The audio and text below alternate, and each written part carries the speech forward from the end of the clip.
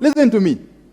Madam Speaker, it will be a very sad day if our country were to be allowed to slide to the status of those failed states that we know of. And why do I say so? Madam Speaker, as we speak, and I'm speaking from a point of knowledge, Madam Speaker, as we speak, there seems to be parallel commands in the police service. There seems to be parallel command structures in the National Police Service because of all the persons who have recently been killed. Nearly all of them have been killed by officers, first and foremost in plain clothes. Secondly, they seem to report to nobody, Madam Speaker. But thirdly, they seem to be part of a militia which has been enlisted to rain terror on a helpless citizenry, Madam Speaker. Madam Speaker, if we allow this culture of militia, culture of goons,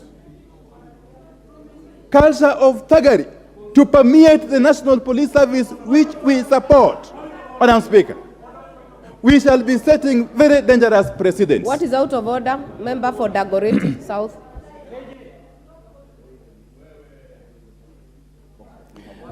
Madam Speaker, I've got utmost respect for the leader of minority, and I was keen to listen through to his speech so that I can respond when I get an opportunity.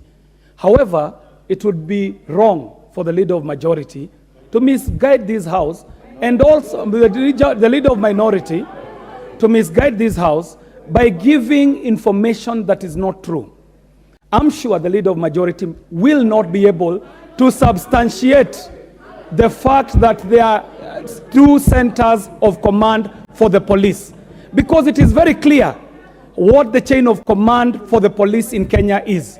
Secondly, the leader is claiming that there is a militia. In I get an opportunity to speak, I will talk about the anatomy of a demonstration. When the demonstration... Do not debate.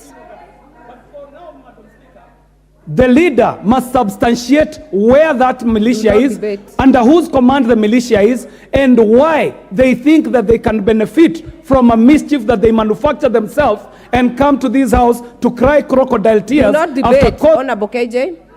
That is a point of debate. No, Madam Speaker, I said from the outset that I will try to be very, very cautious and temperate in my address. Madam Speaker, it is not for me to investigate militia.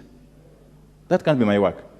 Not long ago, I heard a member say here that those who have been killed were not killed by police.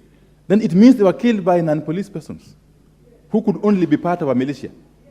Yeah, so whoever is responsible can investigate for us and tell us who are these militia. Madam Speaker, let me say this, that if you want to make this country retain its status in the community of nations, we must be very careful about what is happening currently. And the